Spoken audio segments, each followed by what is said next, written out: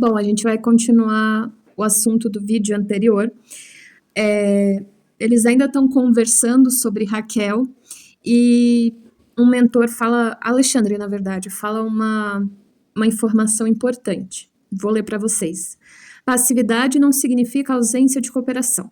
Quando Raquel aceitou a tarefa maternal, fê-lo com decisão e obediência construtiva. Ela recebeu Segismundo em seu organismo perispiritual. Então, é realmente essa fusão, né? Esse acolhimento, esse tempo no qual o espírito dele vai fazer parte do espírito dela por um tempo. Mobilizando os poderes naturais de sua mente, situou-lhe o molde vivo na esfera uterina. Então, como o espírito dele estava fazendo parte do espírito dela naquele momento, através da mente dela, ela consegue dar uma ordem, dar uma instrução, consegue direcionar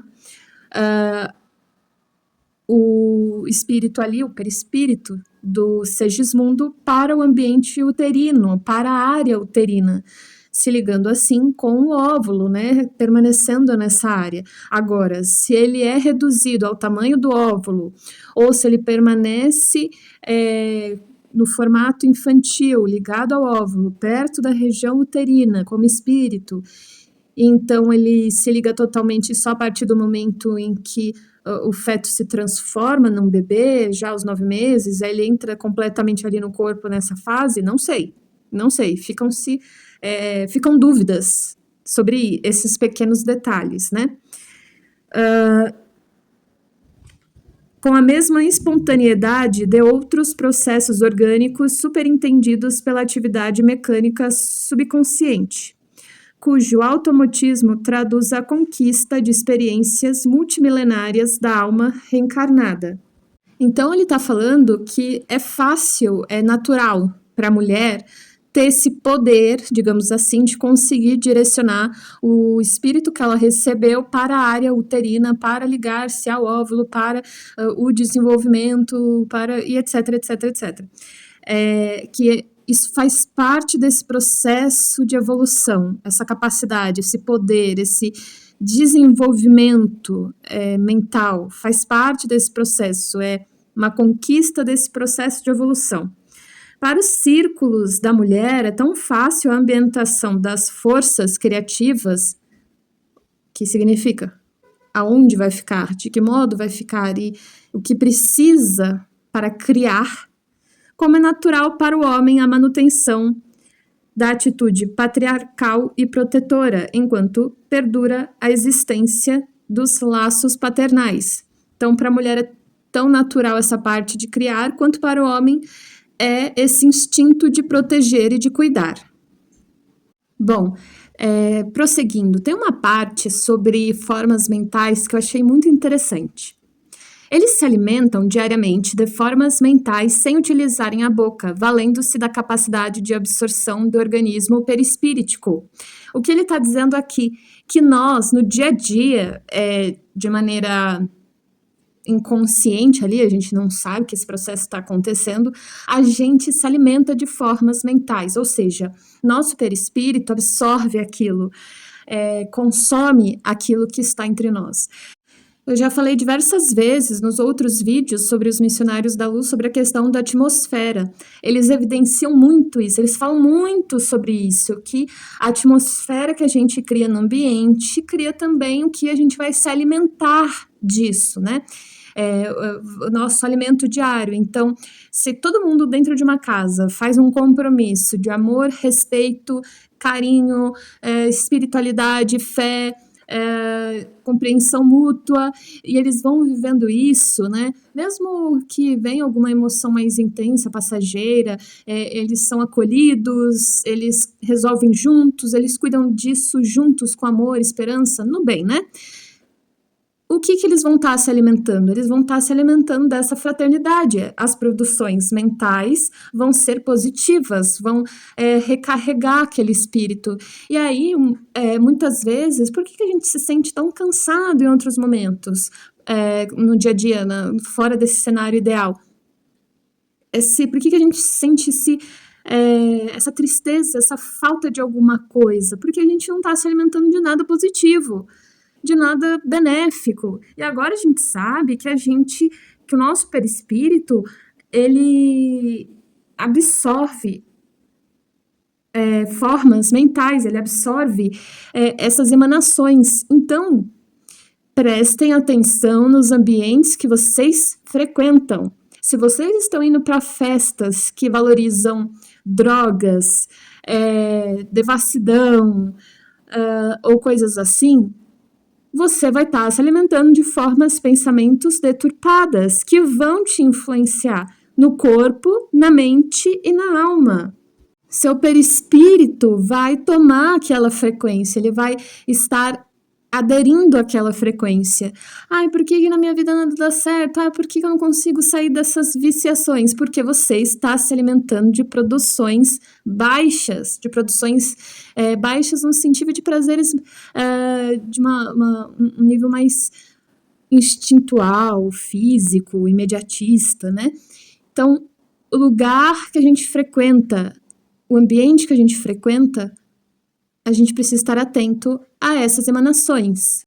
Mas ela precisa ser num sentido real. Não adianta a pessoa só falar que esse é um ambiente sagrado, sendo que as pessoas dentro daquele ambiente não vivem aquilo, porque aí não muda nada, gente. Não é o nome do local, não é o nome da coisa em si, e sim o que as pessoas vivem e fazem lá, né?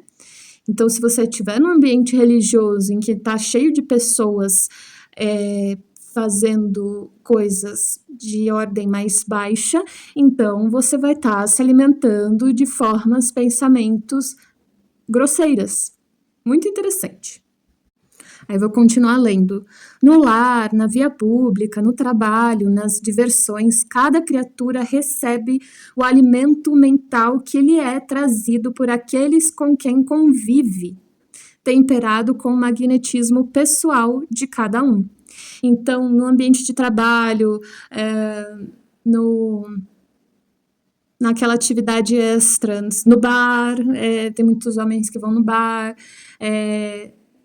você vai estar se alimentando daquele grupo, no grupo de amigos. Se você está se sentindo mal, porque aquele grupo de amigos está numa frequência mais baixa que a sua, se importando com prazeres de ordem mais baixa, então é porque você não quer mais se alimentar daquelas formas mentais, somados àquele magnetismo pessoal de cada um, é porque aquilo não está mais na sua frequência, né?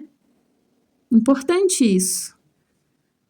Dessa alimentação dependem, na maioria das vezes, enormemente, para imensa porcentagem de encarnados que ainda não alcançaram o domínio das próprias emoções, os estados íntimos de felicidade, desgosto, de prazer ou sofrimento.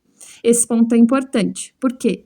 A gente só consegue controlar se a gente vai se alimentar daquelas emanações ou não, se a gente estiver no processo de autoconhecimento, de evolução, de aprimoramento, de conexão com Deus. A gente só vai conseguir barrar se a gente estiver trabalhando isso, porque a gente vai ter um autocontrole. E aí sim, aí eu vou poder estar nesse grupo de amigos ou nesses ambientes sem estar me afetando por isso, sem estar me afetando por essas emanações, porque eu vibro em uma frequência diferente, mantenho essa frequência, propósitos diferentes e não entro nessa mesma ressonância, né, nesses mesmos objetivos. Não abro brechas na minha armadura de defesa para que essas pessoas, essas forças entrem e me afetem.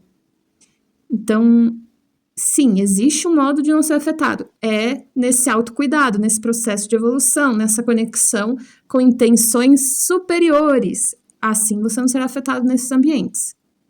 E aí ele vai terminando assim. Segundo, você pode observar também, o homem absorve matéria mental em todas as horas do dia, ambientando-a dentro de si nos círculos mais íntimos da própria estrutura fisiológica. Então, se você está num ambiente, por exemplo, de pessoas que só reclamam, são pessimistas, e você dá abertura para aquilo dentro de si, aquilo vai se fundamentar, vai tomar espaço, porque você se alimentou daquela emanação, você a consumiu, e aquilo vai começar a afetar seus pensamentos, você vai começar a ficar mais negativo, mais pessimista. O mesmo ao contrário, né? Se eu ser uma pessoa otimista, se eu ser uma pessoa perseverante, se eu ser uma pessoa que prego bem, falo bem, eu posso estar influenciando positivamente as pessoas ao meu entorno, que vão se alimentar da minha forma mental, da minha produção mental ali, e isso pode ajudar a modificar as vibrações dela, e ela conseguir se libertar dessas vibrações inferiores, desses pensamentos inferiores. Então, essa questão da atmosfera, gente, é fundamental. A gente não tem muito controle sobre a atmosfera do trabalho ou de alguma outra atividade, assim, mas a gente pelo menos consegue trabalhar e cuidar da atmosfera do nosso lar e também tentar, dentro do que lhe cabe, melhorar a atmosfera ali do que te circula, né, dos seus colegas de trabalho, da atividade que você realiza. O que a gente exprimir, pôr para fora, vai criar essas forças. E não falo isso para a gente ficar preocupado, se culpar, ou seja o que for, nós somos seres humanos, a gente vai ter emoções, a questão não é essa, mas é o que a gente vai dar espaço ou não. A gente pode ficar com raiva, a gente pode se sentir mal, ter inveja, ter vontade de se vingar, mas a questão é se você vai dar espaço e abertura para isso, ou se você vai acolher os sentimentos, entender por que eles surgiram e transformá-los, ressignificá-los e etc. Entendem? Temos mais um parágrafo sobre esse tema. Vou ler, porque é muito interessante. Aí Alexandre está falando com o André, fazendo uma pergunta, né? Em sua experiência última na crosta, quando envergava os fluidos carnais, nunca sentiu a perturbação do fígado depois de um atrito verbal? Então, aquela dor que a gente sente no fígado depois de discutir com alguém.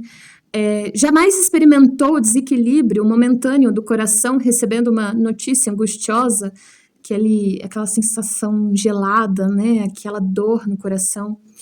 Por que a desarmonia orgânica, se na hora em curso era muitas vezes de satisfação e felicidade? Então, por que de repente o corpo apresenta essa dor, esse desconforto, se você, por exemplo, estava vivendo um momento de felicidade? É que em tais momentos o homem recebe certa quantidade de força mental em seu campo de pensamento, como o fio recebe a carga de eletricidade positiva. Então, pelo que ele está falando, assim, pelo menos reencarnados, não tem uma proteção 100%, não tem uma defesa 100%. Você consegue lidar com as coisas, normalmente, que nem eu estava falando, você consegue não se conectar, se manter na vibração, mas você não fica impassível, não é que as coisas não te tocam, é que você consegue manter uma frequência. E além do mais, repetindo, não é que as coisas não te tocam, é o que você vai deixar se estabelecer dentro de você ou não, porque ele continua. O ponto de recepção está efetivamente no cérebro. Mas, se a criatura não está identificada com a lei do domínio emotivo, que manda selecionar as emissões que chegam até nós, ambientará a força perturbadora dentro de si, na intimidade das células orgânicas, com grande prejuízo para as zonas vulneráveis. Entendem o que ele está dizendo? Que a gente tem na nossa cabeça a tal da pineal, que é uma anteninha, gente. Então, ela é a nossa anteninha espiritual, a nossa intuição, a nossa captação do invisível ali, né? Então, é óbvio que ela vai captar determinadas forças, ela vai receber, ela vai, em certa quantidade, ela vai puxar pra gente, opa, alguém mandou alguma coisa pra gente, alguém direcionou alguma coisa pra gente. Não sei se só como exemplo, né, mas não sei se vocês já ficaram, imaginem um amigo, né, um amigo tá longe de você, e aí você fica assim no seu pensamento, vira pra trás, vira pra trás, vira pra trás, e de repente o amigo vira. Por quê? Ah, coincidência? Não, tem essa anteninha, né, tem essa pineal, você mandou uma irradiação e ele recebeu. A questão é que tem gente que dá valor, presta atenção a esses sinais, e tem gente que não. Tem gente que é mais intuitiva e tem gente que não, né? Mas todo mundo acaba recebendo em certo nível. A grande questão que ele fala é se a pessoa vai deixar o que o outro mandou, o que o outro expressou, né? Criou, se vai deixar se estabelecer dentro de si ou não. E se a pessoa deixa estabelecer dentro de si, então, por exemplo, alguém gritou com você, te humilhou, e você, digamos, numa situação é inocente, não fez nada, mas alguém gritou, te humilhou e você se sentiu mal, e você não trabalhou aquilo, não lidou com aquilo, você vai, pega, absorve, e se você tiver alguma área vulnerável dentro de si, então adoecimento, por exemplo, nos rins, aquela energia pode ser direcionada para aquele lugar, ela pode se locomover até aquele lugar e, por exemplo, causar uma doença séria, né? Ou se você estava num ambiente em que algo ruim estava acontecendo e aí você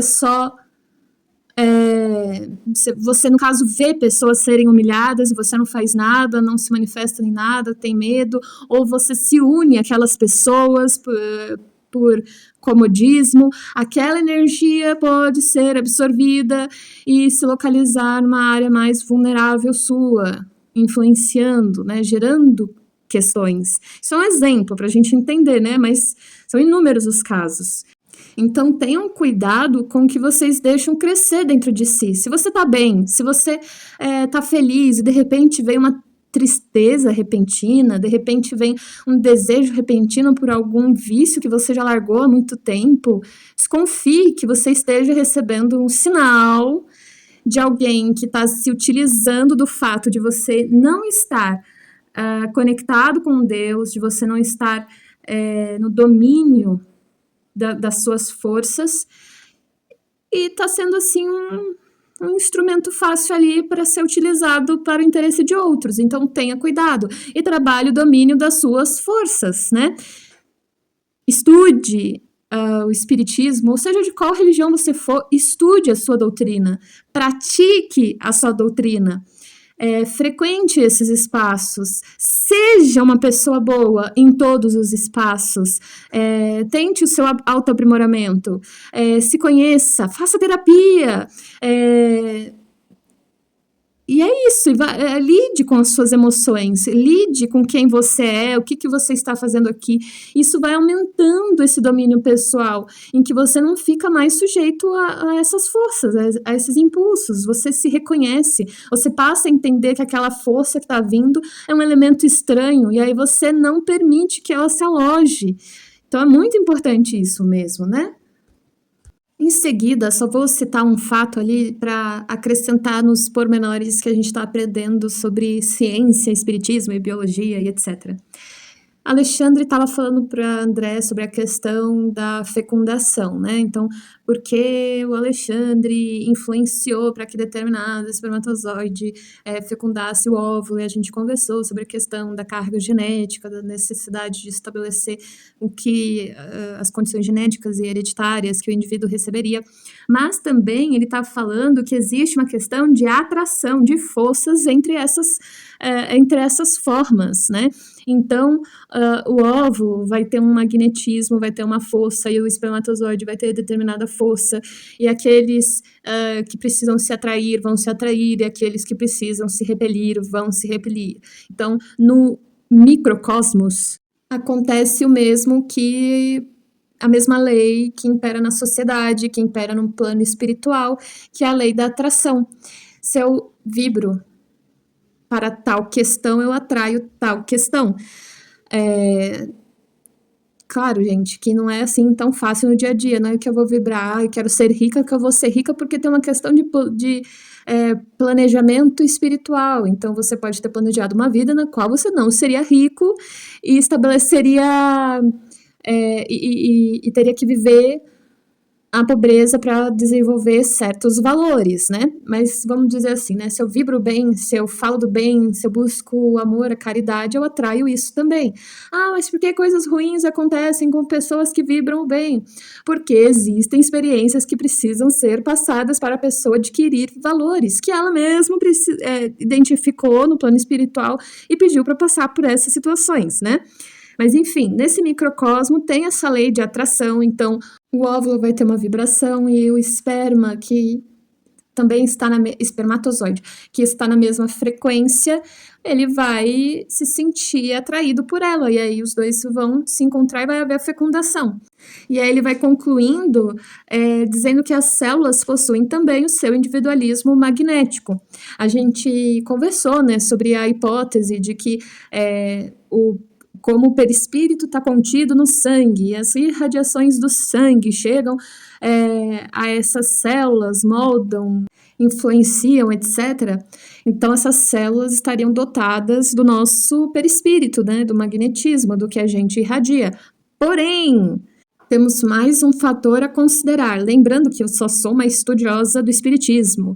Eu não sou especialista de nada, eu não sou médium, eu não tenho autoridade nenhuma nesse papel. Eu sou apenas uma pessoa que ama o espiritismo, estuda o espiritismo e pratica o espiritismo diariamente. Bom, então, voltando.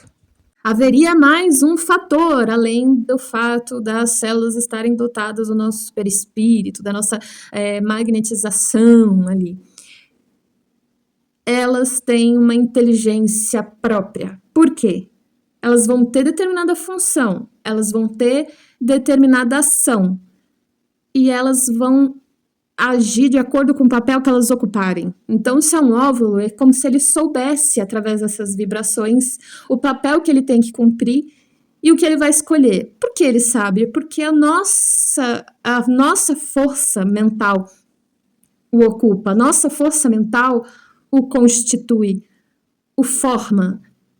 E a partir disso, tá lá, marcado o que ele precisa fazer.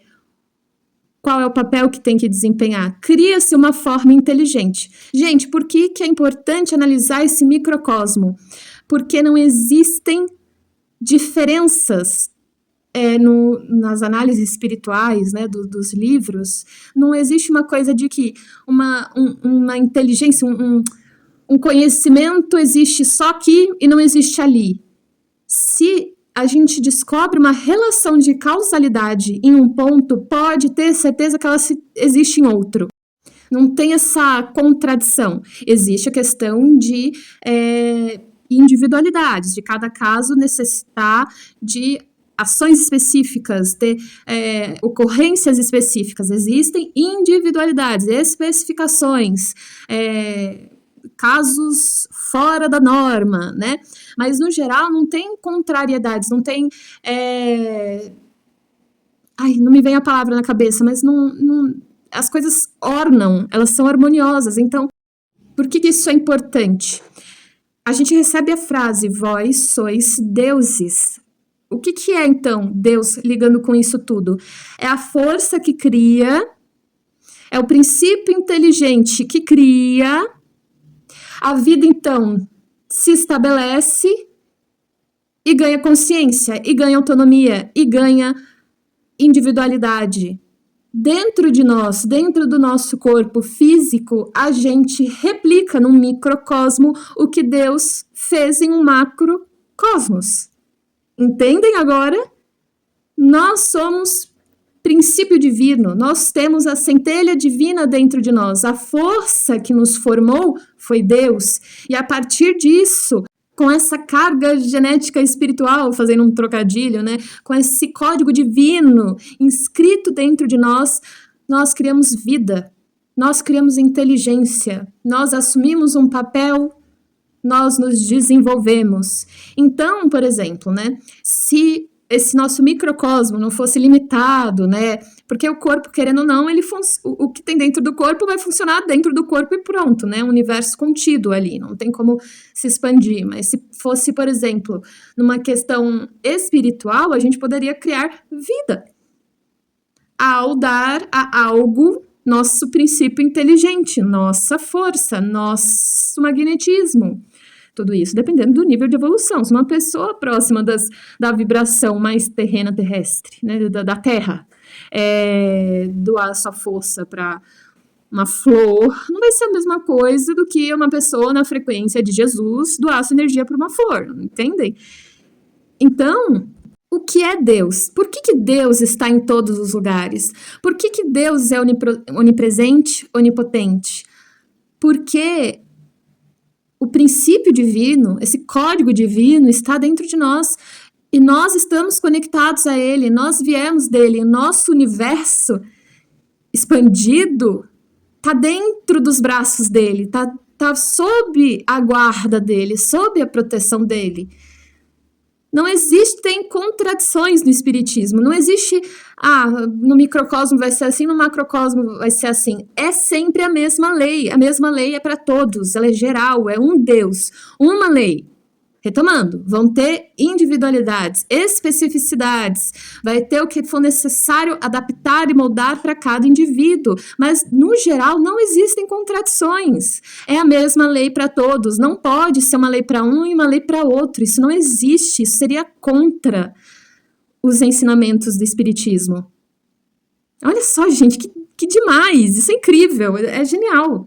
Vamos voltar para a reencarnação do Segismundo. Juro que está acabando esse capítulo da reencarnação dele. Mas tem uma outra informação muito importante.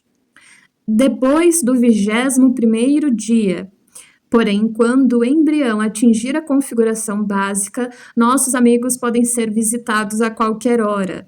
Então, Alexandre, ele estabeleceu ali uma escala, né, de quando os amigos espirituais poderiam visitá-los. Lembram que na situação de fecundação, todos lá, amigos espirituais, encarnados ou desencarnados, foram até o ambiente para prestar seu carinho, fé, sentimento de esperança para Raquel. Então, eles queriam voltar e ver a Raquel, queriam poder acompanhar, dar suas energias, para dar incentivo, força, tudo ocorrer bem. Porém, Alexandre estabeleceu lá uma escala para quem vai poder vir, quando vai poder vir e o que vai poder fazer. E somente depois do 21º dia, em que a questão da formação ali do embrião estaria mais segura, estaria mais protegida, estaria mais estabelecida, é que poderia vir assim a qualquer hora, os amigos poderiam só aparecer. Isso é interessante. E aí a parte que mais me pegou. Conseguirão, né, depois do 21º dia, e o que é curioso é que também não dá nem um mês ainda, mas eles falam 21º dia, e aí a mãe e o filho conseguirão ausentar-se do corpo com facilidade. Somente após 21 dias da fecundação, a mãe e o filho conseguirão ausentar-se do corpo com facilidade. Por enquanto, nosso amigo Segismundo não pode afastar-se e a nossa irmã Raquel, ainda mesmo em estado de sono físico, é obrigada a permanecer junto de nós a pequena distância. Então, olhem só, existe uma ligação magnética entre ela e o Segismundo. Então, ela não pode simplesmente se afastar, ela não pode simplesmente viajar espiritualmente para algum lugar, porque o Segismundo está conectado a ela, depende dela. Ela tem que permanecer próximo a ele. E somente depois de 21 dias ele teria um pouco mais de autonomia e liberdade para se movimentar, para se ausentar ali. Imagino que ficar próximo do corpo, tomar uma distância ali próxima do corpo, naquela forma infantil, ou talvez no colo de Raquel, né? Isso é curioso, né, gente? Gostaria de saber mais detalhes sobre isso, mas foi tudo que eu encontrei no livro. Gente, encontrei mais uma informação. Notei que Segismundo fora igualmente aliviado. Os fios tenuíssimos que ligam os encarnados ao aparelho físico, fios, não são um fio só. A gente sabe que tem aquele no umbigo que liga o espírito ao corpo, mas é mais de um. Quando em estado de temporária libertação, prendiam-no também a organização fetal. À medida que Raquel se afastava, também ele podia afastar-se, não lhe sendo, porém, possível abandonar a companhia maternal. Raquel asilava-o nos braços carinhosos, enquanto sorria, ali conosco, fora do campo material mais denso. Então, ele conseguia não ficar completamente ali integrado a Raquel, ele já conseguia uma separação, porque o seu corpo ali na formação após os 21 dias já permitia uma autonomia maior, porém ele está completamente ali conectado, ele tem uma relação de dependência com Raquel, pelo menos até esses 9 meses acabarem. Então, ele precisa ali do amparo dela, ele não pode sair da forma infantil, isso pode afetar a formação do corpo, pode influenciar negativamente naquele corpo que, lembra, que tem uma questão de atração, que por ele estar numa forma física infantil e naquela vibração estabelecida, o corpo físico vai se formando nas questões básicas, semelhante ao perispírito dele, da forma que ele está. Então, isso é importante. Ele não pode simplesmente voltar à forma adulta, sem consequências. Por isso, ele depende de Raquel. E aí, ela carrega ele, agora sem estar completamente integrado, já sendo uma vida ali separada, porém ainda completamente dependente dela, e ela vai levando ele enquanto ela pode se afastar do corpo físico que está dormindo, né? Gente, o espiritismo é muito interessante. Bom, agora vamos adentrar o capítulo 15, com o título Fracasso. Bom, o caso da Raquel foi um caso bem sucedido, porém, Alexandre quis que André tivesse uma outra experiência, no qual visse um caso em que a mãe em si não teve as mesmas atitudes positivas, alegres, a mesma ligação espiritual que a Raquel teve, que o André visse um outro caso. Bom, e aí ele vai até uma casa em que tem uma mulher, que ela está grávida, ela está numa pensão, e eu vou ler para vocês a análise ali do mentor que está cuidando dessa mulher e vendo o caso dela, né? A pobre criatura, por 2 vezes sucessivas, provocou o aborto inconsciente pelo excesso de leviandade, e atualmente será vítima das próprias irreflexões pela 3ª vez, ou seja, iria acontecer um 3º aborto. Debalde, temos oferecido o socorro de que podemos dispor. A infeliz deixou-se empolgar pela ideia de gozar a vida. Eu sou jovem, eu tenho que aproveitar. Eu tenho que curtir a vida. Eu não tive nenhuma experiência, sei lá, eu tenho que ir em todas as festas, beber todas as coisas, ter relações sexuais com todos os caras, usar de tudo, e que fique claro, mesmo se aplica para os homens, tá? Não pensem que é só mulher que tem que se cuidar, não, que é só mulher que tem que buscar um caminho reto. Se os homens não estão buscando também, eles também estão falhando, que fique claro. Irmanou-se a entidades desencarnadas da pior espécie, que, para acentuar os seus planos sombrios, separam-na do companheiro, ansiosas por lhe precipitarem o coração na esfera das emoções baixas. Então, por essa ideia de que ela tinha que gozar da vida, né? Ela deixou esse pensamento se instalar e crescer nela. Ela se conectou com espíritos em vibrações semelhantes que influenciaram sua mente para que ela se afastasse do marido, se separasse dele e fosse buscar essa vida de prazeres, mesmo ela estando grávida, né? Olha só. E ele prossegue. Volpini, que é o nome que ele deu para o bebê, porque André dá uns nomes horrorosos para os envolvidos, ele é com o objetivo de ser fictício e proteger a identidade de todos, porém Volpini é dureza. Volpini atingiu agora o 7º mês de gestação, então o bebê já estava com 7 meses, faltava 2 para nascer. Mas a noite próxima será decisiva para ele. Já recebi um apelo dos colaboradores que ficaram nas imediações do caso. Então, os mentores, amigos espirituais próximos que estavam sabendo da possibilidade do aborto, estavam próximos para ajudar e tentar evitar isso, né? Evitar certas extravagâncias da futura mãe, projetadas para hoje. Então, queriam evitar que ela tivesse os excessos dela, né, os excessos, no dia de hoje. Entretanto, não creio que sejamos por ela obedecidos. A organização fetal não se encontra em condições de suportar novos desequilíbrios, e se a pobrezinha não despertar para o dever, abrirá hoje uma terceira falência. Então, provavelmente, essa mulher ela não teve os cuidados adequados, alimentação, repouso, as vitaminas. Então, ali o feto já estava fragilizado. Aí tinha os excessos dela, a bebida, a balada, as relações sexuais com estranhos. Isso foi fragilizando cada vez mais uma situação tão sagrada e delicada.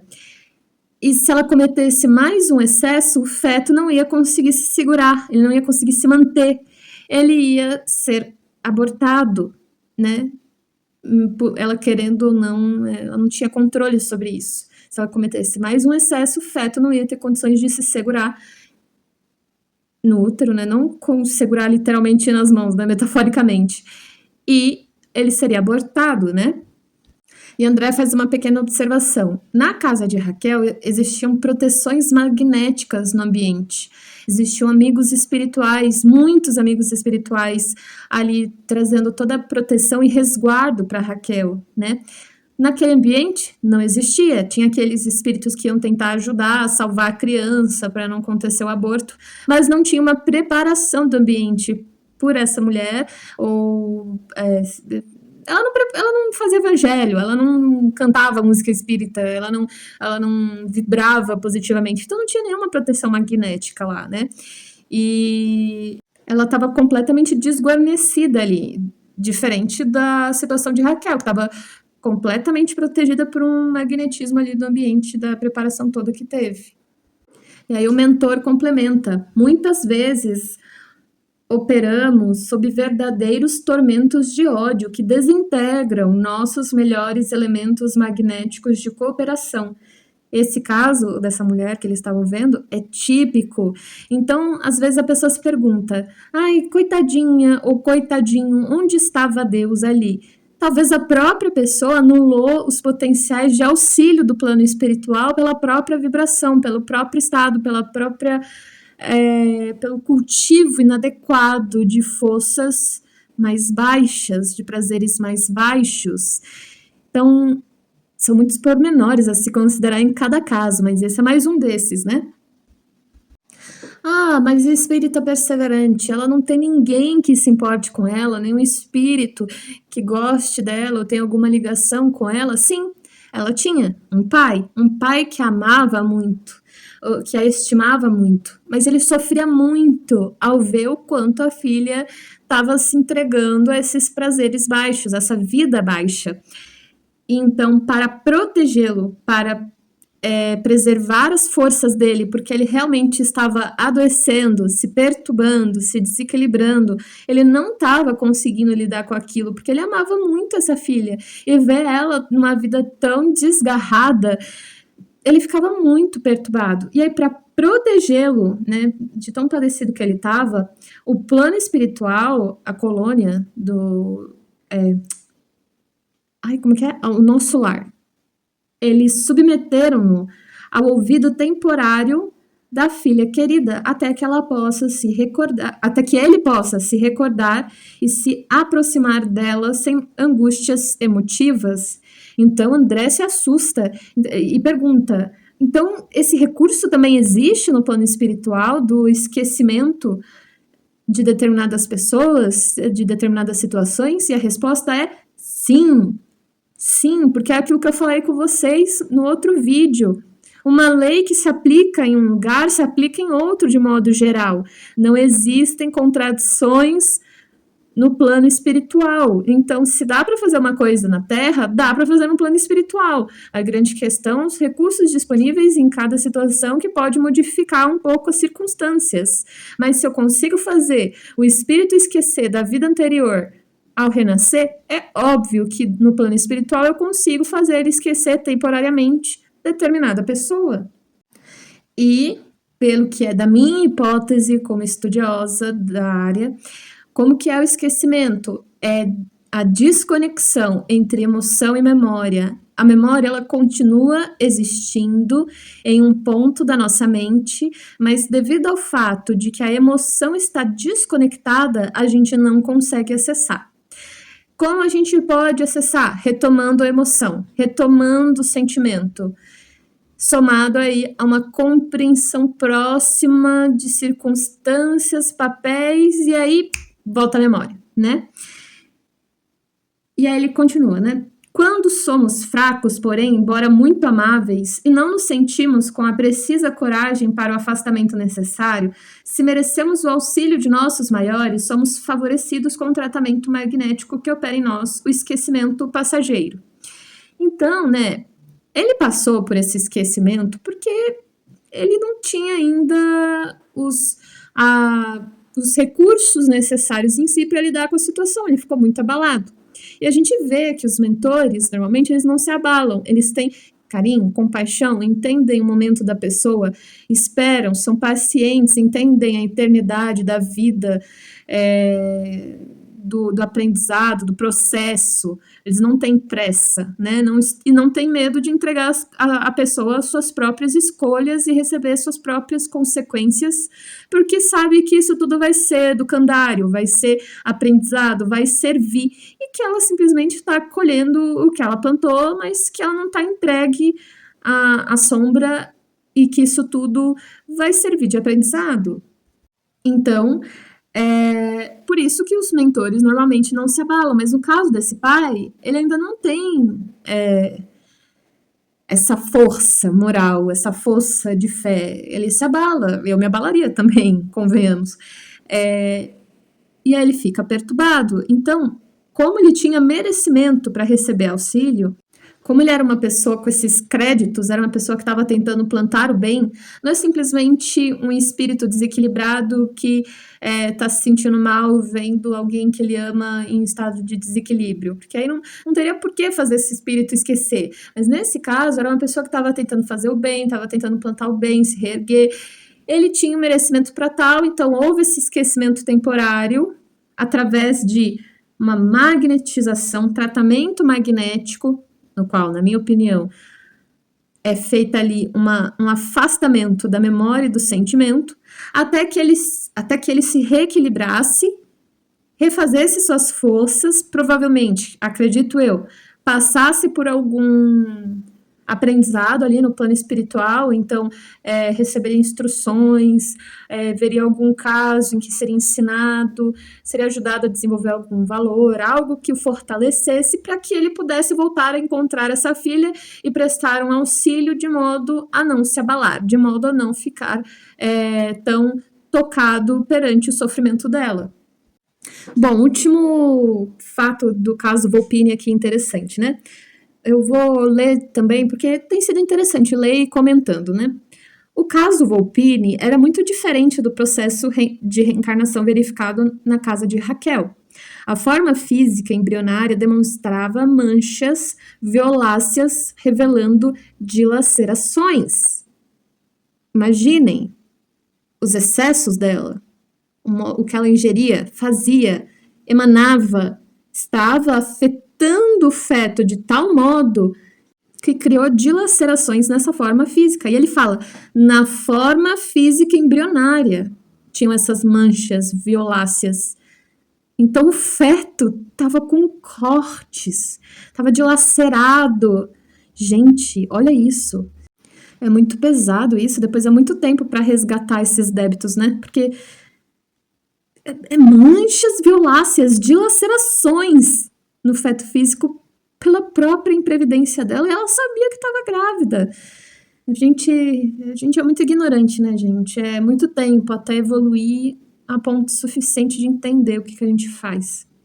Além dessa parte física, pequeninos monstros somente perceptíveis ao nosso olhar nadavam no líquido amniótico, invadindo o cordão umbilical e apropriando-se da maior parte do delicado alimento reservado ao corpo em formação.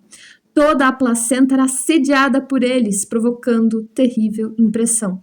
Ou seja, na parte espiritual, lembrem-se, o perispírito está contido no sangue.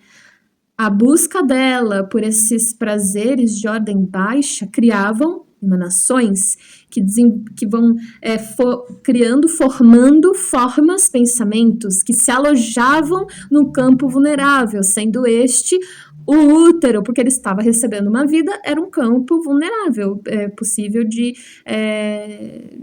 ter que cuidar, tem que proteger, né? Um campo vulnerável. Se alojam lá. E essas formas, pensamentos criadas por ela passam então a se alimentar dos nutrientes que seriam dados ao feto. Gente, olha só o que a gente faz. Então, todo aquele magnetismo que iria alimentá-lo, toda aquela força que iria alimentá-lo, não chegava. Não chegava porque essas formas, pensamentos, invadiam o cordão umbilical. Então, eles passavam pelo cordão umbilical, invadia a placenta e consumia toda aquela força viva. Consumiam. Lembre-se, o bebê ele vai se alimentar ali do magnetismo da mãe, que é produzido ali pelo perispírito da mãe, porque eles estão conectados, eles estão integrados um ao outro. E devido a essas ações dela, ele não tinha esse alimento, ele não tinha como se formar, ele não tinha energia, estrutura, ele não tinha o recurso para se desenvolver. Estava sendo tudo consumido. Imaginem uma casa em que as pessoas só entram e vão retirando tudo, e aí você está na casa, mas daqui a pouco até as vigas estão sendo retiradas, as janelas, as portas, e não tem mais nada, e quando você vai ver, aquilo é só amontoado de madeira, de tijolo, e pedra, e vidro, e não tem mais nada, não dá mais para morar ali, não é mais uma casa, né? Então é isso, a gente tem que tomar muito cuidado com o Ministério da Maternidade, a gente tem que valorizar mais, proteger mais, cuidar das nossas grávidas.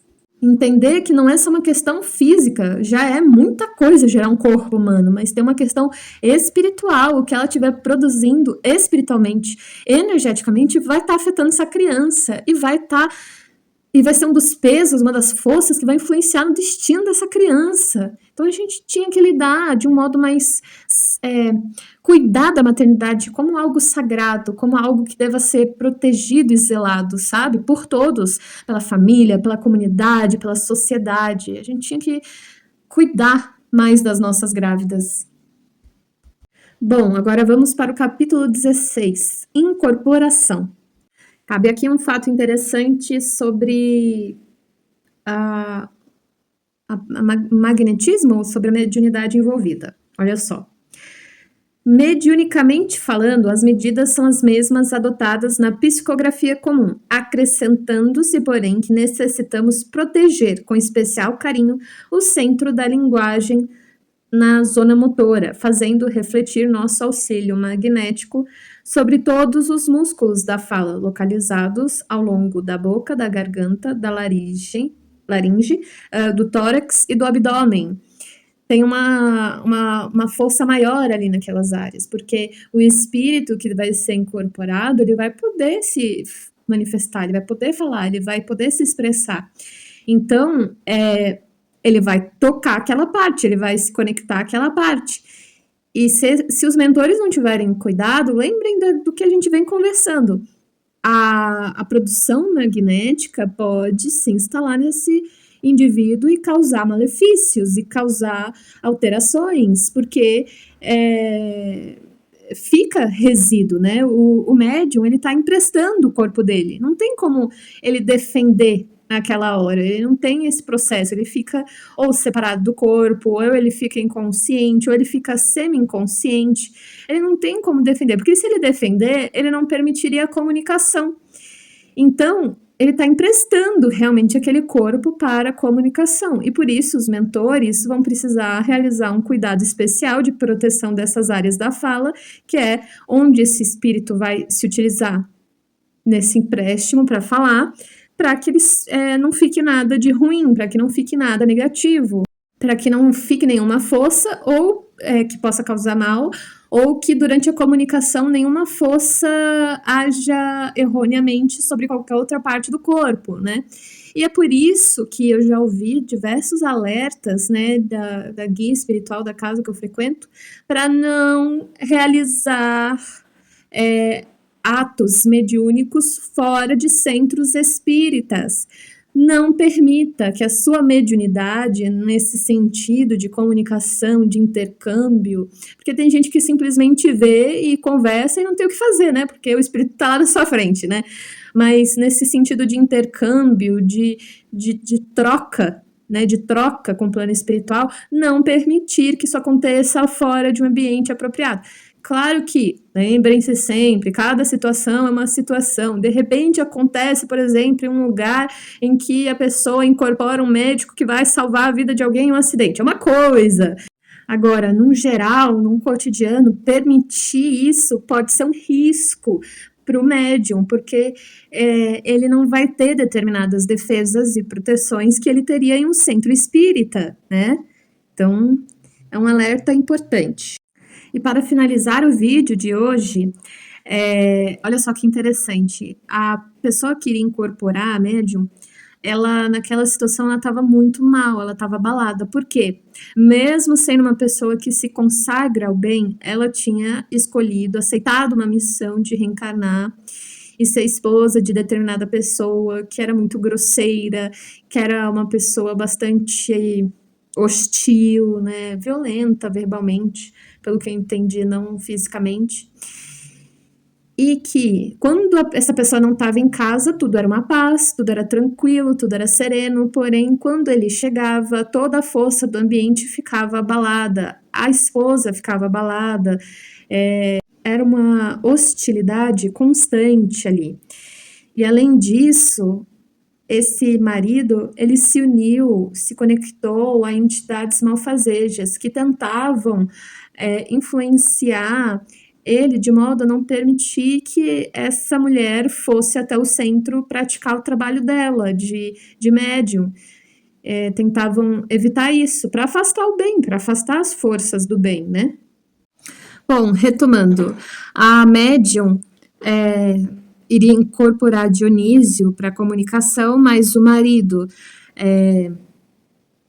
ele apareceu e ele foi muito grosseiro, ele teve uma síncope nervosa, e a médium, ela ficou muito assustada, e esse medo, esse susto, esse pavor, deu um choque no seu fígado, e, consequentemente, ela sofreu uma perturbação gastrointestinal.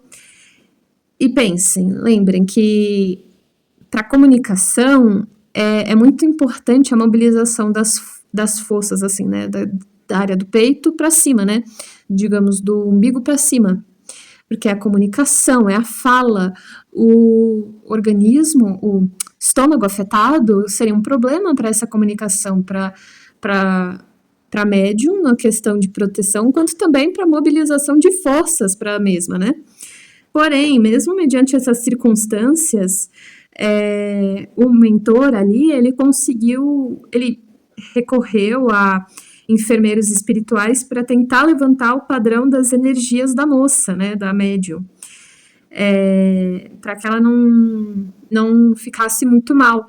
Sendo que, se não fosse por esses enfermeiros, a pobrezinha já teria tombado na cama, ficado acamada de fraqueza por causa desse abalo emocional, por essa crise do marido, né? Então, pensem, para um médium é muito complicado essa situação, ela está passando por isso por escolha, sim, mas analisando ali num sentido de comunicação mediúnica, é complicado, porque ela precisa estar protegida, ela precisa estar com forças, vai se utilizar de muitos dos recursos dela, magnéticos, sua força vital e tudo mais, e se ela já está enfraquecida, isso pode ser um grande problema, né? Mas, assim, os mentores conseguiam fazer algo, mas muito dependia dela, das forças dela em se reerguer, do seu espírito, da sua fé, das suas virtudes, em fortalecê-la. Mas depois, mais para frente, como Alexandre era um espírito numa hierarquia maior ali, e o caso de Dionísio era interessante no sentido de comunicação e prestar auxílios, ele conseguiu ofertar as forças ali necessárias para reavivar os ânimos da médium. Não completamente 100%, porque é o estado mental dela, é a posição que ela se coloca, mas o suficiente, com as forças suficientemente necessárias para ela conseguir realizar o trabalho dela. E aí, André, que é muito empático, é uma pessoa que se preocupa muito com o sofrimento dos outros, ele pergunta, né, fala assim, mas então não seria incompatível a mediunidade com esses processos de expiação, de provações, já que afeta tanto, já que prejudica tanto o trabalho, não deveria ela ter nascido em um ambiente mais calmo e pacífico?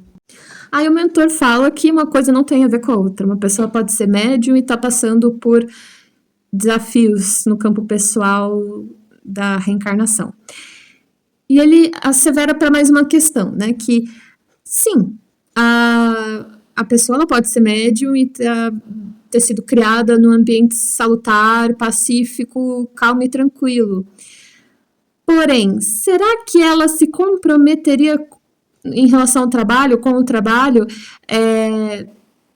de uma maneira tão intrínseca, de uma maneira tão constante, disciplinada, com tanto empenho, será que ela se comprometeria? Será que o ambiente calmo, pacífico, a ausência de necessidade de vigiar, se manter firme, será que isso não faria com que ela ficasse desleixada? É uma possibilidade, é uma questão. É a necessidade que cria muitas situações. É a necessidade que faz muitas vezes a gente desenvolver recursos, ir atrás de recursos. Então, talvez, pelo fato dela estar passando por essas provações, que provavelmente faz parte do plano reencarnatório dela, ela também passou a valorizar cada vez mais o trabalho dela no centro, como médium, com muito mais força e afinco por entender o quanto aquilo é importante, o quanto aquilo faz bem, faz com que ela se sinta útil na sociedade, que ela sinta que ela está gerando algo, sendo um instrumento bom e não apenas condenada a uma situação de provação, né? Tá criando valores, tá criando virtudes. Então ele fala, se a pessoa está num ambiente confortável, dificilmente também ela vai ultrapassar as obrigações mínimas ali, né? Ele vai cumprir com o seu papel, mas será que vai tentar ir além? Vai tentar fazer mais? Vai tentar chegar ali no ponto do sacrifício que vai trazer tanto ali para a comunidade, para o mundo, para uma pessoa que seja? Será? Já no caso da pessoa que está na necessidade, parece que ela quer ofertar ainda mais e mais, porque ela sabe o que é não ter. Ela sabe o que é fazer falta, a falta do consolo, a falta da paz espiritual, a falta do sentimento de se sentir parte de algo, não sei, seja o que for. Ela entende a falta e ela quer suprir essa falta e dar a mais, né? Interessante. Mas que fique claro, o mentor, ele não está fazendo uma correlação direta de que todo médium tem que sofrer, todo médium tem que passar por desafios e provações, não é isso. Mas ele está valorizando aqueles que passam e que usam isso de manancial para ofertar cada vez mais ao mundo, fazer um trabalho cada vez melhor. Que entram, né, nessa senda do sacrifício, santificando a si mesmo e aos outros. Ele está mostrando o valor de que essas provações também o engrandecem, também fazem com que essa missão seja ainda mais bonita e proveitosa, né?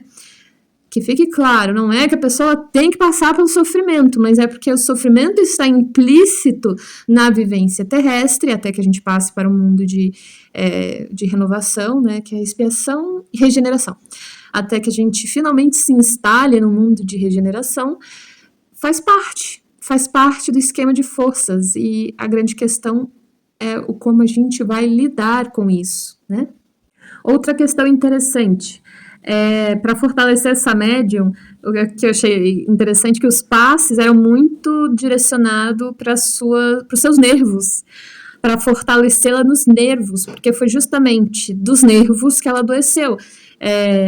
O choque emocional ali, magnético, da crise do esposo, gritando, acusando, afetou seus nervos e ela ficou debilitada. Então, o fortalecimento ia aí. Ele até chamou de células gliais, que é o conjunto de células de sustentação do tecido nervoso, formado pelas células não nervosas, tais como astrócitos e micrócitos, por exemplo. Então, ela foi abençoada nos nervos. Outro ponto interessante. Então, ela estava recebendo esse passe sem ela saber, e em um determinado momento, ela estava se alimentando de uma sopinha, algo bem leve. Ela tenta se conectar, ela lembra dessa promessa dos espíritos de que Dionísio, que era um amigo daquele grupo, iria se comunicar, e ela queria fazer isso pelo grupo, fazer isso por Dionísio, para que a família tivesse acesso a essa comunicação, o grupo também. Então, ela faz essa força, esse esforço, e tenta se conectar com o plano superior, e é nesse momento que o mentor faz a conexão entre ela e o Dionísio, que iria se comunicar. É exatamente nesse momento em que ela abriu ali para a conexão que é estabelecida a ligação. E aí, não é simplesmente liga 2 fios e pronto, já pode falar, Dionísio, não é? O mentor pediu para que a Otávia está lá, sentada, se alimentando. Ela não vê ele exatamente, mas ela recebe essas imagens mentais, a comunicação, ela capta, e pelo que eu entendi, a incorporação dela é inconsciente, então ela não escuta, não vê, né? E aí ele pediu para que o Dionísio falasse com ela nesse momento. Então, transmitindo as suas energias mentais, organizando o ambiente favorável para o serviço da noite. Então, ele, naquele instante, estaria familiarizando-a com as energias dele, com as intenções dele, com o que ele estava tentando comunicar e deixar para a família e para o grupo. E a mente dela ia recebendo e estabelecendo aquilo dentro dela para tornar mais fácil, para que no momento da comunicação não houvesse problemas para esse entendimento, para essa transmissão, porque ela já estaria familiarizada. Tudo no plano espiritual é conexão e sintonia, gente. Então, a conexão foi estabelecida primeiro para que houvesse uma comunicação fluida, uma comunicação fluida depois, né? Tá até escrito aqui mais na frente no texto que a médium registrava a presença dele, então ela sentia que o Dionísio estava perto e em sua mente a linguagem dele, a comunicação dele estabelecia em forma de figuração e lembrança, aparentemente imaginárias na esfera do pensamento. Então, é como se, digamos, ela visse uma memória, ela visse um quadro mental, ela lembrasse de algo. Então, ele estava falando que ele queria se fazer sentir pela família, aí ela, na cabeça dela, vai e vê a família dele, né? Para entender as intenções. Ela não capta a fala, ela não escuta, mas ela recebe a mensagem. Lembrem-se, a gente já falou sobre isso. A nossa pineal é uma anteninha, a mensagem sempre é recebida, a comunicação chega. A questão é se a gente vai conseguir entendê-la, se a gente vai deixar que ela permaneça, o que será que for que a gente for fazer com ela, né? Mas a anteninha está aqui, ela recebe. E aí o André falou o quanto parecia um cenário assim difícil de comunicação, porque estavam todos ali no mesmo ambiente, a médium, Dionísio, os espíritos, mas é como se para se conectarem, para se falarem, para um sentir o outro, estivessem vencendo uma nuvem espessa de metáfora, não tinha, né? Mas uma nuvem espessa de resistência que é como se tornasse os dois planos muito distantes, e aí aos pouquinhos eles estivessem vencendo essa nuvem, aproximando um ao outro até que a comunicação ficasse clara, né? E aí ficaram um tempo aí nessa comunicação, e ao terminar da conversa, a Otávia, a médium, ela já sua mente aparecia bem mais ambientada, com muito mais clareza do que Dionísio pretendia fazer, transmitir para aquele grupo da reunião. E aí, depois de toda essa preparação, o marido dela chega, ensopado de vinho, ele bebeu muito, e já chega todo destemperado, mas ela se manteve forte e paciente. E ela avisou que ia ter a reunião e ele tentou impedir, mas os mentores já tinham preparado uma intervenção, porque era uma reunião importante. Então, eles pediram para que a tia dele, do marido da médium, viesse para intervir, falar com ele. Essa tia tinha outra vida, tinha uma ligação meio materna com esse indivíduo, então ele tinha uma abertura maior para ela, ele obedecia a ela, né? E ela tinha um tom de autoridade, uma energia ali de autoridade que ele respeitava. E aí, com isso, conseguiram levar ela até a reunião. Olha só quantas preparações no plano espiritual para que algumas coisas aconteçam, né? Agora, sobre o momento da incorporação em si. Otávia foi cuidadosamente afastada do veículo físico em sentido parcial. Então, ela é médium semiconsciente ali, ela não fica totalmente inconsciente e não fica completamente consciente. Aproximando-se Dionísio, que também parcialmente começou a utilizar-se das possibilidades dela, Otávia mantinha-se a reduzida distância, mas com poderes para retornar ao corpo a qualquer momento, em um impulso próprio, guardando relativa consciência do que estava ocorrendo. Médium semi-inconsciente, né? Se eu não estiver enganada. Se eu estiver enganada, por favor, me corrijam nos comentários. Enquanto que Dionísio conseguia falar de si mesmo, mobilizando, no entanto, potências que não lhe pertenciam e que deveria usar cuidadosamente sob o controle direto da proprietária legítima e com a vigilância afetuosa de amigos e benfeitores, que lhe fiscalizavam a expressão com o olhar, de modo a mantê-lo em boa posição de equilíbrio emotivo.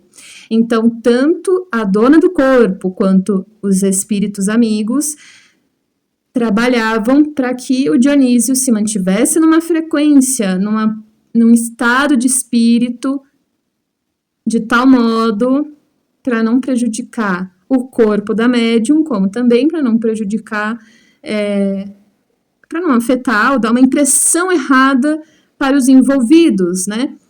Tinha todo um cuidado, ela estava fiscalizando e esses amigos espirituais também, né? Para que desse tudo certo. Mais um ponto.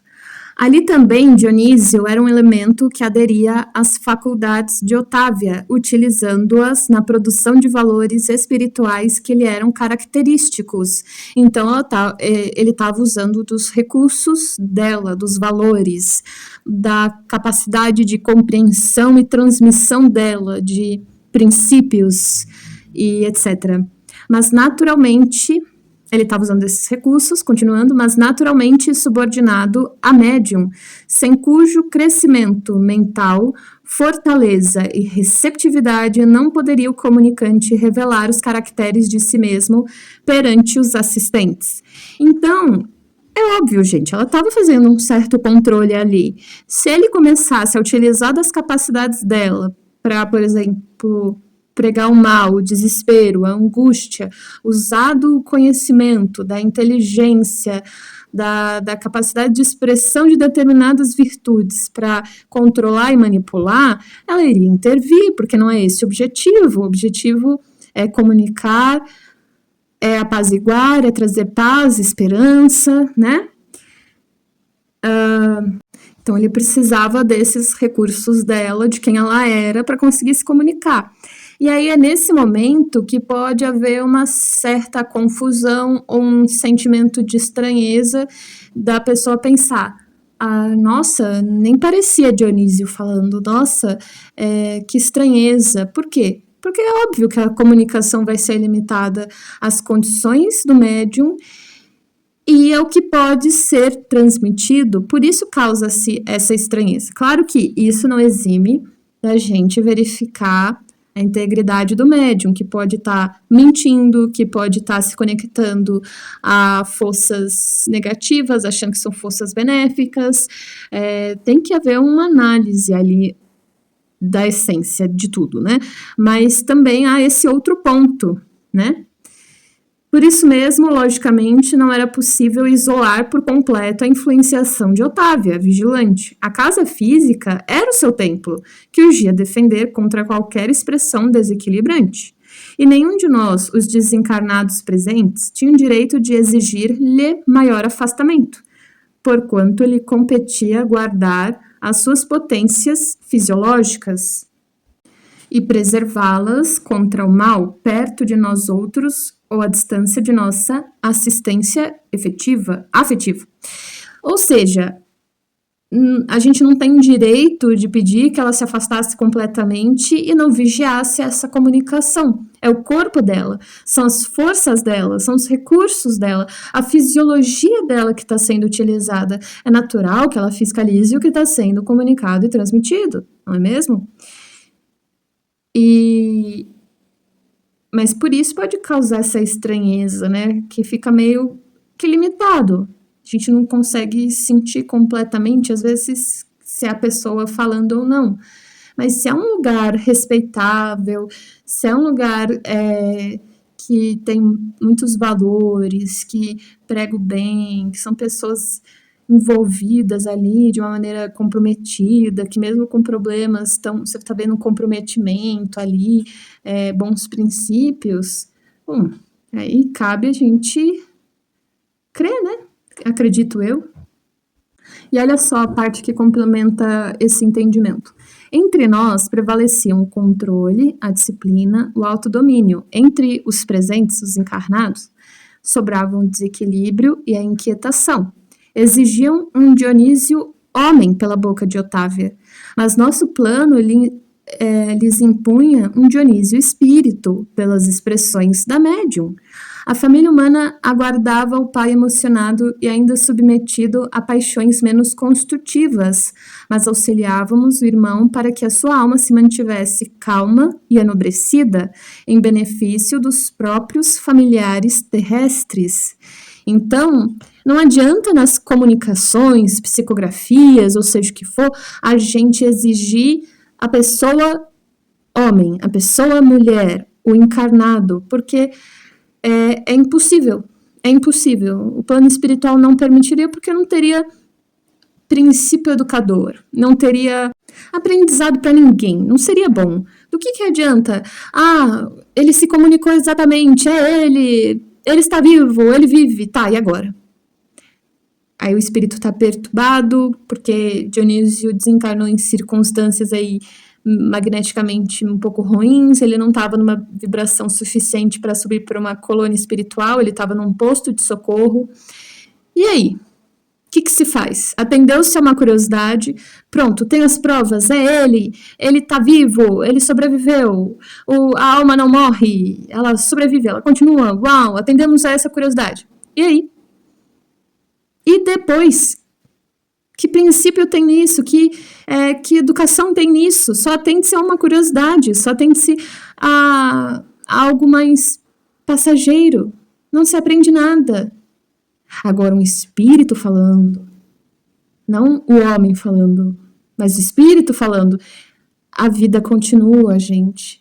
Olha, eu errei nisso, mas vocês têm tempo de modificar. Olha, esse mundo existe, o depois existe. E assim assado, e a gente precisa desenvolver tais valores. Aproveitem esse tempo que eu não aproveitei. Aí sim tem um princípio educador. O plano espiritual, ele não permite nada à toa, gente. Ele não vai permitir algo só para tirar uma curiosidade de alguém. Não tem para que gastar esses recursos preciosos que poderiam estar sendo utilizados para ajudar alguém que precisa.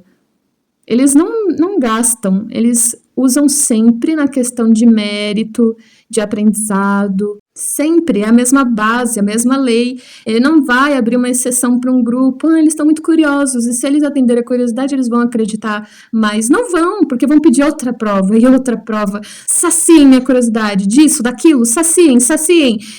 E nunca se transformando de verdade, nunca fazendo a reforma íntima de verdade. Comunicação com o plano espiritual não se trata apenas de curiosidade, se trata de educação. No começo, no princípio do espiritismo, teve que ser feito coisas mais físicas, atuações mais físicas, porque era algo completamente novo que estava sendo apresentado ao homem. Então, eles realmente precisavam ver para crer. Mas depois que as leis já estão estabelecidas, fundamentadas, não estamos mais no momento de ver para crer, e sim de entender, praticar, e aí ver as consequências disso, do bem, as transformações, o que o bem é capaz de criar para o mundo e para nós mesmos. Após 40 minutos se comunicando, Dionísio se despediu e fez uma prece através... Alexandre editou e aí ele foi falando e foi embora comovido, né? Se desligou da médium comovido. Então, infelizmente, ao findar da reunião, grande parte dos presentes reagiram negativamente. Não acreditaram, colocaram em dúvida o mérito da médium, acusando, né, falando que ela pode ter recebido a influenciação de um espírito ruim, não acreditavam que era Dionísio, não acreditavam...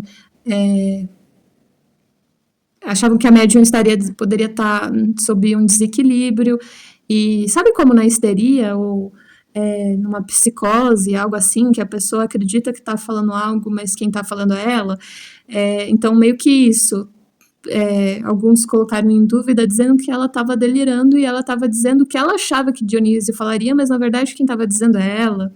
Então, colocaram diversas dúvidas. Apenas algumas pessoas, dentre elas, se eu não me engano, a esposa, acreditou na veracidade da comunicação. André se sentiu completamente ali desapontado com o grupo, desanimado, mas eles conseguiram cumprir o objetivo de maneira harmoniosa. Dionísio se manteve firme, correspondendo ali ao que lhe foi exigido, né, de harmonia. Então ele calou suas próprias angústias, suas próprias lágrimas, para fazer uma comunicação assertiva dentro do que exigiam.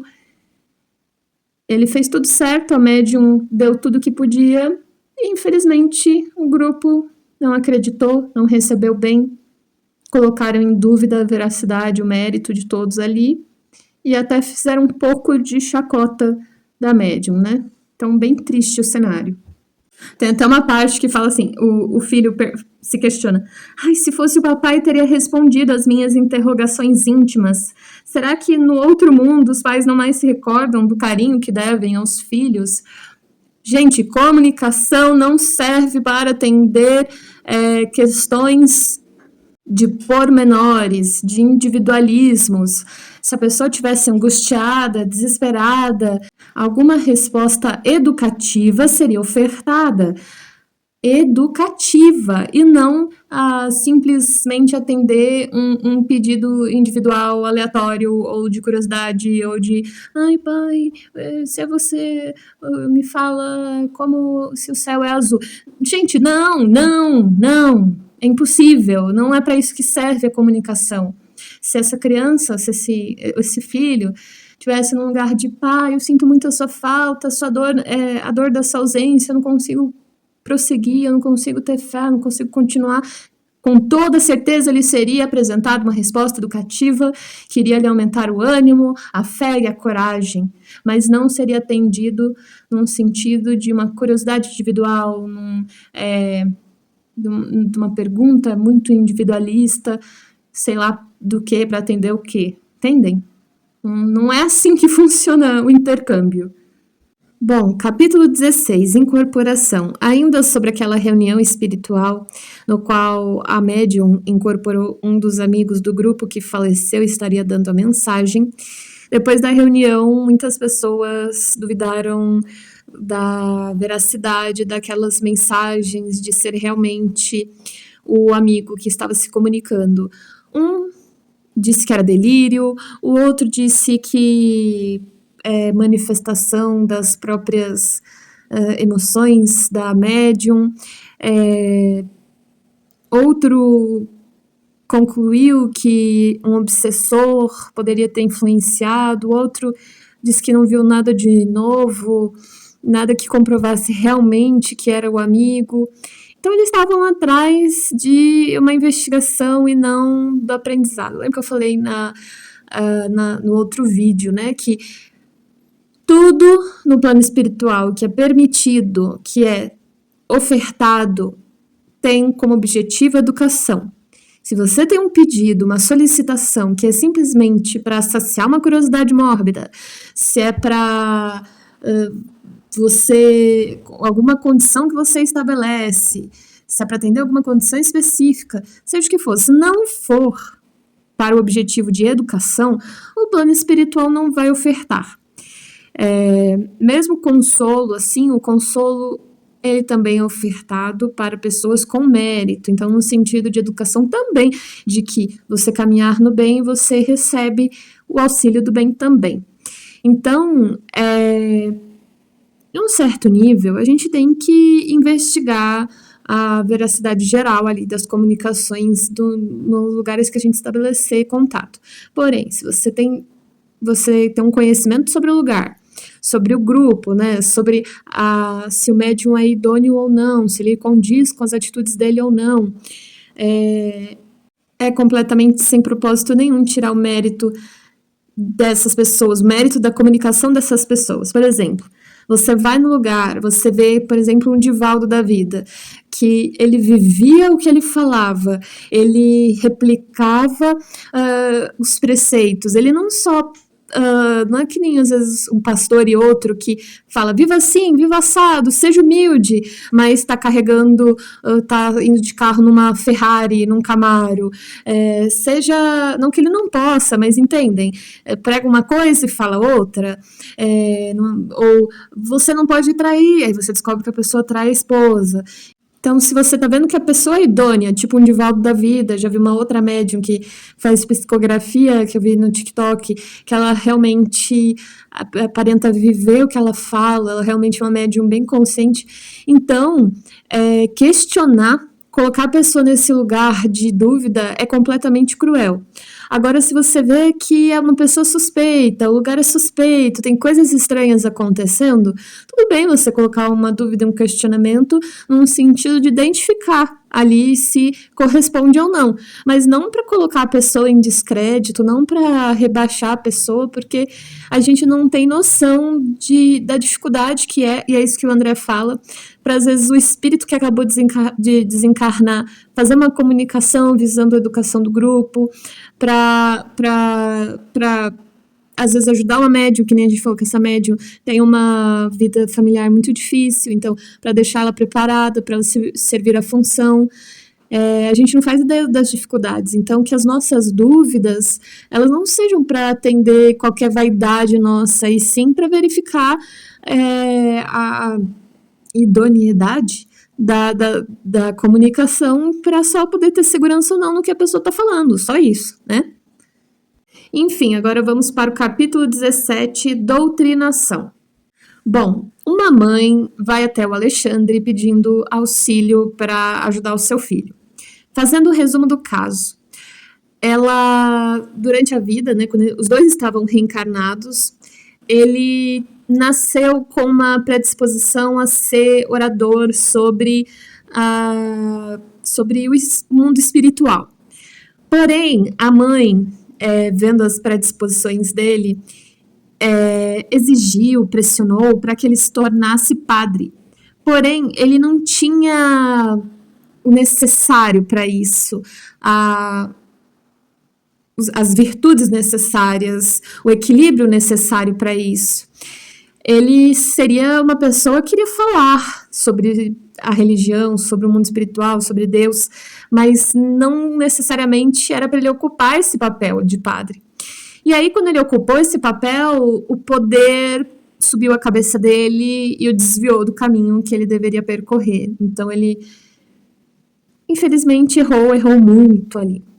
E aí, desencarnaram os dois, e aí passaram-se anos dele perto de pessoas similares a ele, nas sombras, completamente perturbados, era um agrupamento de pessoas religiosas que acreditavam que Deus não cumpriu o que deveria cumprir e que eles são os enviados que vão salvar o mundo, né?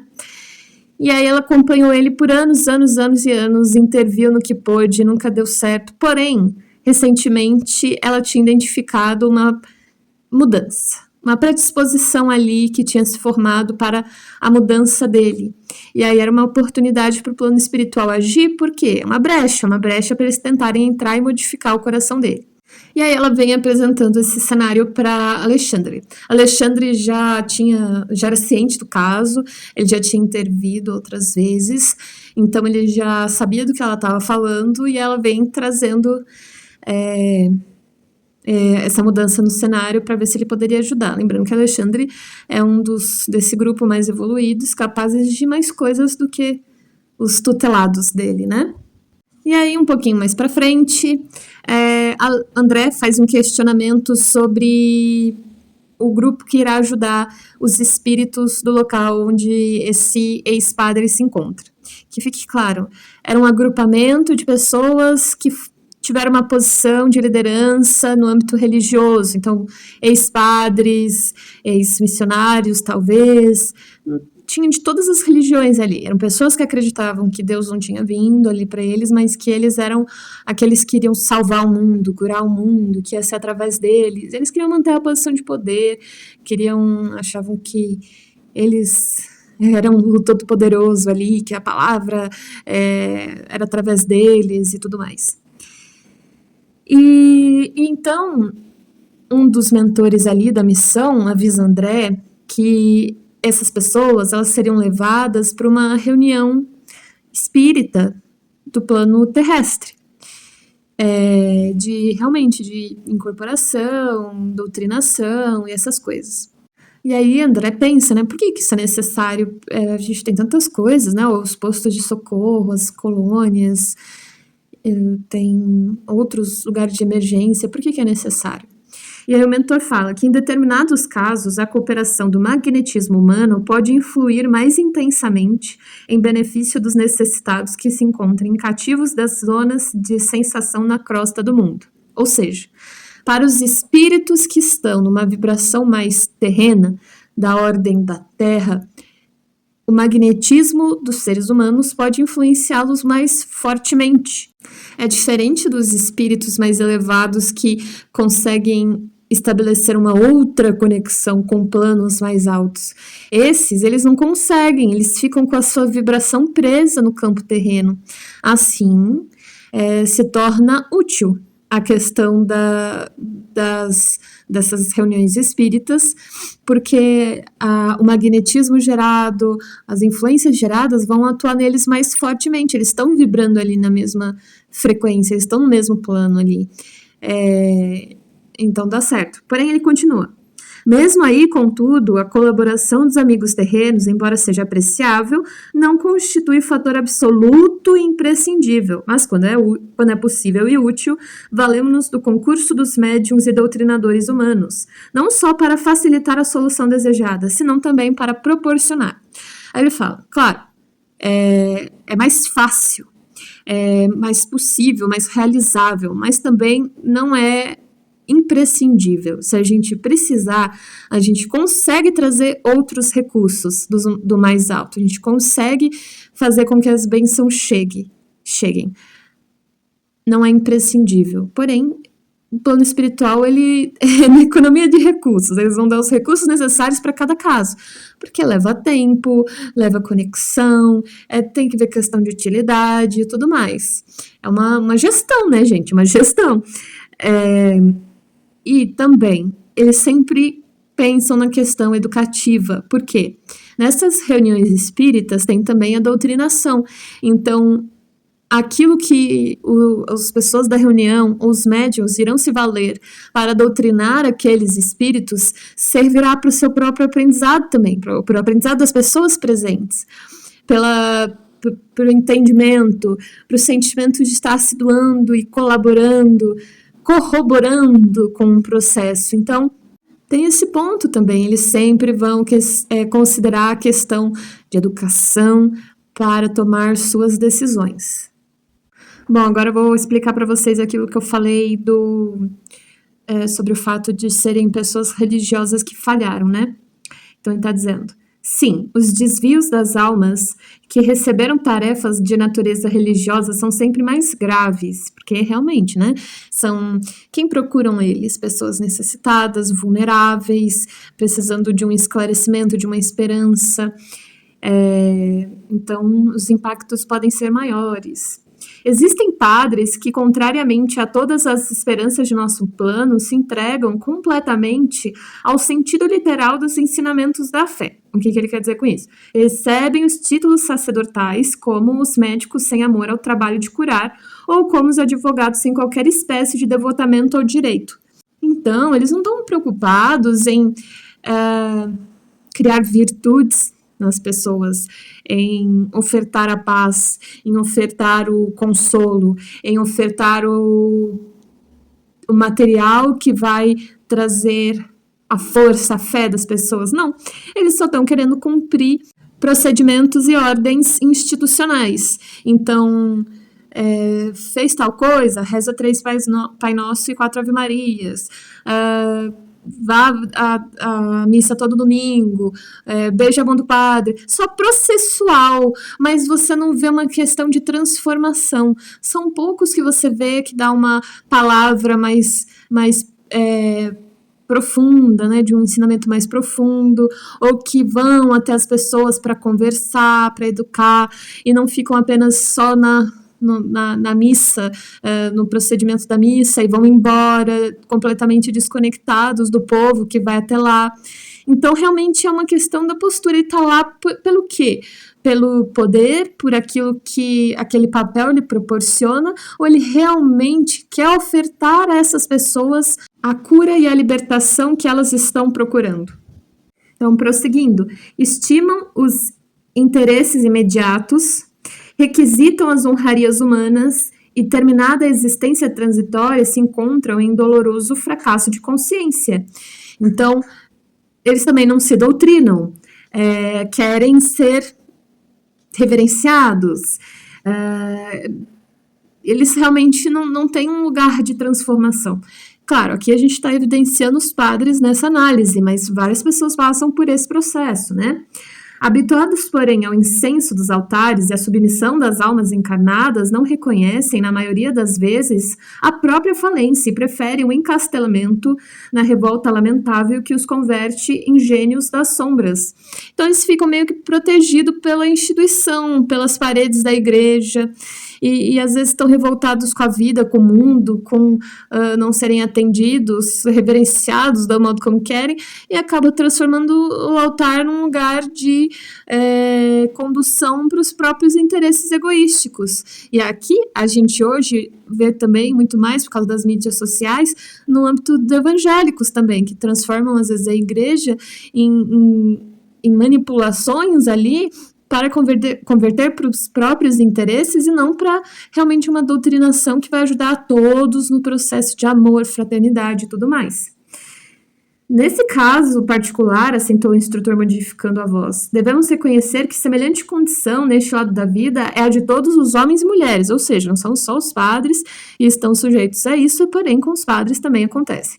De inteligência notável, com primor de cultura terrestre, mas desviados do verdadeiro caminho de evolução moral. Ou seja, pessoas inteligentes que usam a sua inteligência para o mal, para os interesses egoísticos, para o poder, para a influência, né? A gente tem muitos relatos na história de como a Igreja Católica estava associada a reis e como era essa união aí para a questão de poder e influência, né? Então, há que se analisar essa questão, se o lugar é idôneo ou não. Todos os lugares, né? A gente tem que analisar todas as figuras de poder, a gente tem que analisar no âmbito religioso. Mas voltando, né? No texto.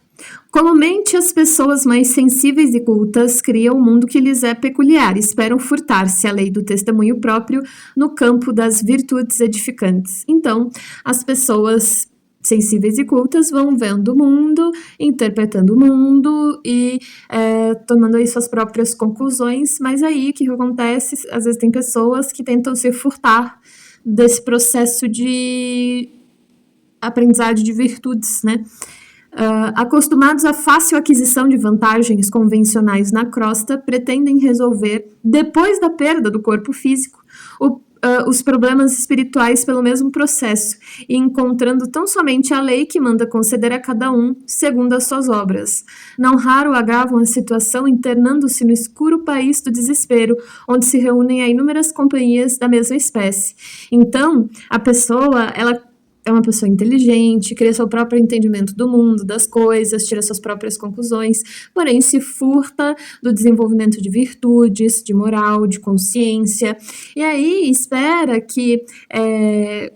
receber as vantagens da sua posição, o atendimento dos seus desejos egoísticos, e aí espera que depois da morte, porque eu tive uma vida santificada, olha só, eu era padre, então eu era um santo, porque se eu não fosse santo, eu não seria padre. Eu estava numa posição de poder, eu estava numa posição de respeito, eu mereço ser atendido por Deus, né? Uma referência que me veio na cabeça foi o Alto da Compadecida, quando acho que o bispo e o padre estão para morrer, e como eles se colocam naquela posição de, não, mas sou padre, né? Só que você vê que a pessoa não plantou nada na vida e ela fica com medo da morte, de enfrentar Jesus. Ela fica com medo. Então, só que aí essas pessoas, voltando, essas pessoas esperam depois da morte construir ou conquistar aquilo que elas achavam que tem direito. Então, por ser padre, eu tenho direito aos céus, e quando vão ver depois da morte, elas só colhem aquilo que elas plantaram, nada. E aí, o que vai piorando? Elas entram em um estado de agonia e de desespero e acabam se unindo a outros espíritos na mesma condição de pensamento e vibração, e acabam se abrigando nisso, porque não conseguem abrir espaço mental, entender que estavam errados, ficam numa posição teimosa perante suas perspectivas terrestres e não querem largar isso, não querem se desfazer disso para entenderem o quanto erraram, porque entender o quanto erraram é aceitar uma posição de humildade, é aceitar que não são a grandeza que imaginavam que eram, o que torna tudo mais difícil, porque finalmente se deparar com o fato de que são pequenos não é fácil para uma pessoa com um complexo de grandeza, né? Aí, voltando para o texto, um pouquinho mais para frente. Apegam-se às decisões meramente convencionais dos concílios, estudam apenas os livros eclesiásticos e querem resolver todas as transcendentes questões da alma por meio de programas absurdos de dominação pelo culto exterior. Ou seja, sua vida não está dando certo porque você não está vindo à missa todo domingo. Porque você não fez a novena. Porque você não tomou a água santa do Tibete. Não, porque você não comprou o meu pano com o sangue, eu vi um pastor, com o sangue do tiro que eu levei e sobrevivi. É por isso. É o culto exterior. Gente, o caminho de qualquer religião verdadeiramente interessada no indivíduo é o da transformação interior, é o do crescimento interior, para que a pessoa desenvolva os critérios necessários para evoluir para um próximo plano. Então, se aquela religião, aquele culto estiver visando somente o aspecto exterior e não te colocando consciência, não te colocando transformação de sentimento, meu querido, você não está num lugar legal, ou não está sobre uma liderança legal, ou não está sobre um grupo legal, porque não é para isso que servem as religiões, elas servem para transformar, para cultivar, para fazer transbordar o bem, o certo, o correto, enfim, né? Entenderam o que eu quis dizer, né? Prosseguindo, erguem basílicas suntuosas, olvidando o templo vivo do próprio espírito. Então, querem igrejas gigantescas. Não, a minha igreja, nossa, vai ser incrível. Homenageiam o Senhor como os orgulhosos romanos reverenciavam a estátua de Júpiter. Então, realmente, como um Deus que dá tudo, que oferta tudo e que favorece ele porque ele é seu escolhido e adorado, tentando subornar o poder celeste pela grandeza material das oferendas. Senhor, eu tô dando aqui o meu culto, tá? Me dá a sua proteção e a sua honra, porque eu tô dando meu culto, viu? Olha só, é tipo isso. Mas aí esquecem o coração humano, menosprezam o espírito de humanidade e ignoram as aflições do povo, a quem foram mandados a servir, e cegos aos próprios desvarios ainda guardam um céu fantástico, que lhes entronize a vaidade criminosa e a ociosidade cruel. Ou seja, não estão ali para servir, não estão ali para servir em sacrifício, exemplo, para transformar aquelas pessoas, para cultivar os corações. Não é um padre, um pastor que desce, senta, ou depois das reuniões senta e fala: "Oi, João, como é que você tá? Como tá a sua esposa? Melhorou?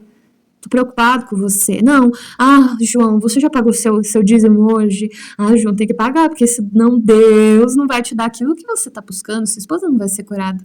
Então, tem uma diferença, gente. Eles estão dizendo que existem pessoas que realmente ocupam essas posições para servir, e existe aqueles que só querem as vantagens da posição, e a gente tem que saber discernir. Claro que uma pessoa não define a crença. Então, o fato do padre estar agindo desse modo não quer dizer que, por exemplo, que o cristianismo é errado. O fato de um pastor estar agindo desse modo não quer dizer que a doutrina evangélica, a religião evangélica não está agindo errado. A grande questão ali é você saber diferenciar a palavra do homem, né? Pensamento crítico, é isso. Bom, mais para frente eles voltam na conversa sobre o pós-vida dessas pessoas, sobre o fato de que quando morrem e eles se deparam com a verdade, eles ficam mesmo que se recusando a aceitar, eles não conseguem aceitar o fato de que a vida não é do jeito que eles imaginavam. Eles ficam realmente revoltados ou angustiados, desesperados. E falam que existem alguns que, com humildade, enfrentam a realidade daquilo que fizeram e criaram. Porém, grande maioria aí não. E o mentor que está conversando, ele diz que muitas religiões falam do inferno, mas poucas religiões falam do inferno da consciência, né? Do inferno que é estar na própria mente desequilibrada, na própria mente revoltado, de que o inferno é vivenciado na nossa mente. E do quanto a gente foge da consciência das coisas, né? Através dessa revolta e fica num estado de agonia, num estado entregue ao desespero. No próximo parágrafo, eles falam que... Aí eles resumem novamente. Então, aqueles que, ao se deparar com a verdade, se entregam à realidade, querendo consertar os erros, querendo reparar o que fizeram, eles conseguem se renovar, se retificar, desde que eles se mantenham nesse propósito do bem, desde que eles se mantenham nessa vibração do bem. Porém, aqueles que negam, se revoltam, precisam de um tempo maior para adquirir humildade, para então chegar ao ponto de conseguir estar apto ou propício a qualquer mudança. Em seguida, eles voltam no porquê a mãe tá ajudando tanto, né? Tá tão próxima, há tanto tempo acompanhando esse filho, tentando ajudá-lo. Porque ela tem a sua cota de responsabilidade. Ela não é responsável por tudo, porque as atitudes erradas dele na posição de poder foram dele, foram uma escolha dele. Porém, ela influenciou ele a tomar um local no qual ele não estava preparado, então ela tem sua responsabilidade. E aí, por isso, ela se sentiu na necessidade de ajudá-lo nesse processo de se libertar, de sair disso. Então, por isso que ela ficou tanto tempo esperando, tentando intervir e tudo mais para ajudar ele, porque ela também queria que a sua consciência ficasse mais leve e ela também queria fazer isso por ele, por amá-lo, né? Então, cada um tem sua cota de responsabilidade nos problemas. A gente precisa se responsabilizar pela sua própria cota e tentar pagar esses débitos aí da maneira que for possível.